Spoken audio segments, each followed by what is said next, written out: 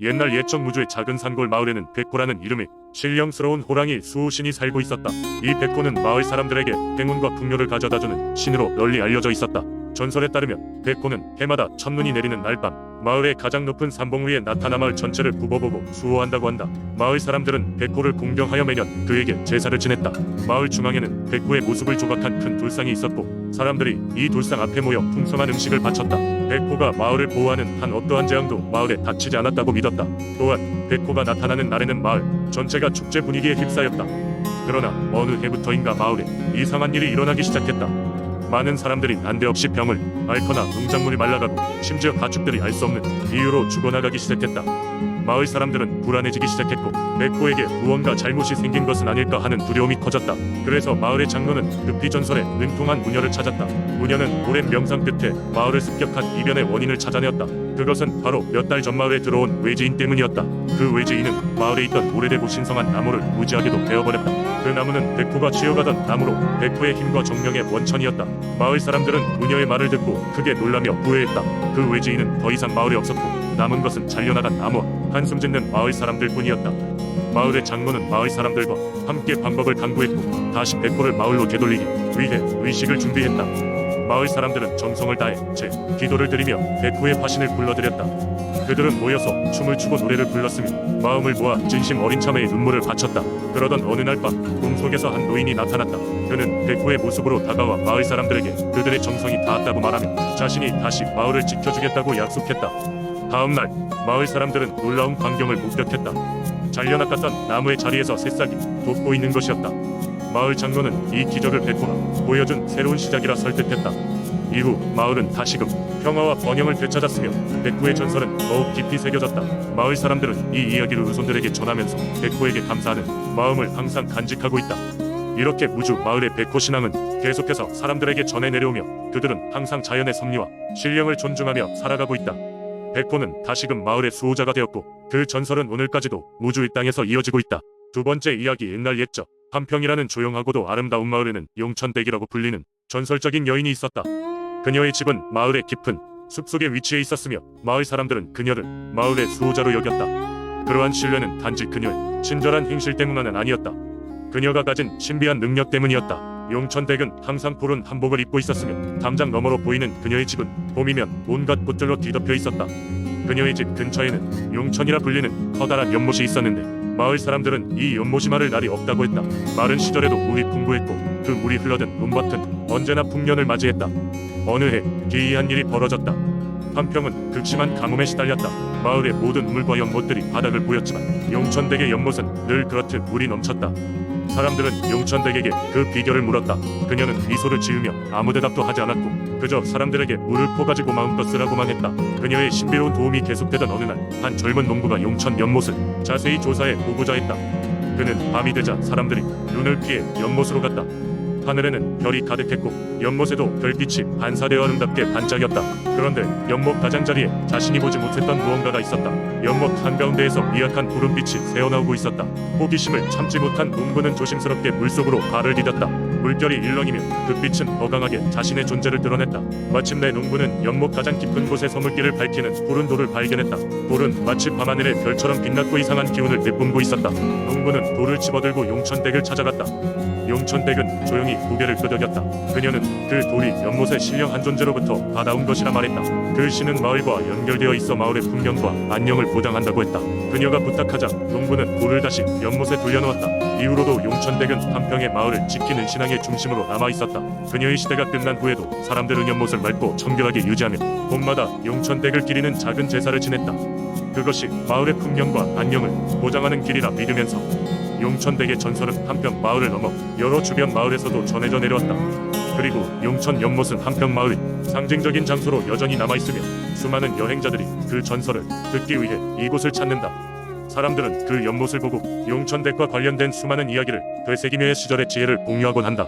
세 번째 이야기. 옛날 옛적 지금의 충청북도 제천 지역에는 작은 마을이 있었다. 그 마을에는 주민들이 숭배하는 특별한 바위가 있었으니 사람들은 이 바위를 만수바위라 불렀다. 만수바위는 그 크기에서부터 남다른 위엄이 풍겨나왔고 주민들은 이 바위가 신령한 힘을 지니고 있다고 믿었다. 제천 마을 사람들은 해마다 풍년을 기원하는 의미에서 만수바위 앞에서 제사를 지냈다.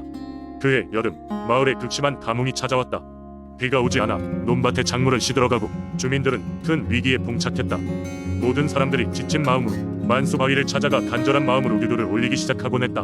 한밤중 제천의 어느 농부가 만수바위 앞에 앉아 기도를 하고 있던 그때였다. 갑자기 바위 뒤편에서 희미한 빛이 새어 나오기 시작했다. 호기심을 참지 못한 농부는 빛이 나는 곳으로 다가가 보았다. 놀랍게도 그는 커다란 연못을 발견하게 되었고 연못 가장자리에 서 있는 두루미 한 마리가 그에게 말을 걸기 시작했다.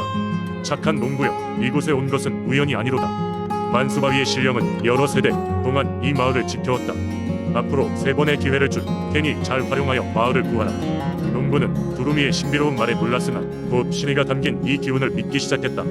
첫 번째 기회는 바로 다음 날 찾아왔다. 농부는 만수바위의 기운을 받아 마을 주민들과 함께 협력하며 버려진 곳에 씨앗을 심기 시작했고 놀랍게도 그 자리에서 매일 밤마다 이슬을 맞은 듯 상쾌한 물방울이 맺히기 시작했다. 결국 사람들은 그곳에서 새로운 쟁기질을 시작할 수 있었고 그해 수확은 풍년이 되었다. 하지만 이후 문제는 그치지 않았다. 가뭄이 끝나고 사람들은 서로 가진 것이 풍족해지다 보니 점점 이기적으로 변했다. 서로의 땅을 침범하고 이익을 다투기 시작한 것이다.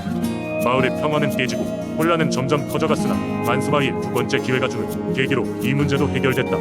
그해 가을, 제천 마을의 청년들이 만수바위 앞에서 서로의 단합을 위한 결의식을 거행하였다. 그 결의식은 사람들에게 더 큰 이해와 협력을 심어주었고 마을에는 다시 평화가 찾아왔다. 하지만 마지막 3번째 기회가 다가오고 있었다. 어느 날 갑작스럽게 북쪽에 전쟁 소식이 들려왔다. 사람들이 위기의식 속에 불안해하던 그때 제천의 장로가 만수바위 앞에서 절을 올렸다. 신령이시여, 올바른 길로 이끌어 주소서. 그러자 장로의 머릿속에 비전이 그려졌다. 그는 즉시 사람들과 모든 자원을 모아 마을을 방어할 성곽을 짓기 시작했고 곧 위기의 순간에 북쪽의 적군을 막아낼 수 있었던 것이다. 이 3가지 기적의 이야기는 제천 마을의 사람들 사이에 오랫동안 전해 내려오며 그들의 민속신앙으로 남았다. 만수바위는 그 후에도 제천 주민들의 삶 속에서 신비로운 존재로 자리 잡았고 사람들은 어느 때보다도 위기 설 때 그 바위를 찾아가 계절의 풍요와 안전을 기원하였다.